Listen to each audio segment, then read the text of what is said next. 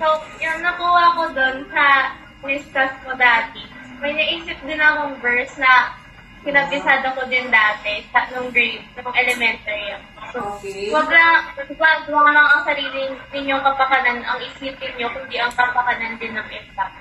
Nakuha ko yun kasi kung hindi mo iisipin yung kapakanan ng ibang tao, hindi parang binabaliwala mo na lang yung sila. And okay, masaya ka nga, pero yung ibang tao naman, pagod. Tapos, parang doon nga sa example ni Daddy kanina, kapag nagka-karaoke ka ng sobrang late na, tapos alam mo na may natutulog kang neighbors, ayun, nagpugulo sila sa tulog nila, and maagot pa sila gigising dahil sa mga trabaho. Kaya, dapat hindi lang yung sarili mong kasiyahan yung iniisip mo, yung iba din. Kasi sa example din ni Mami, kung ayaw mo gawin yung sa'yo, huwag mo din yung gawin sa iba. Amen.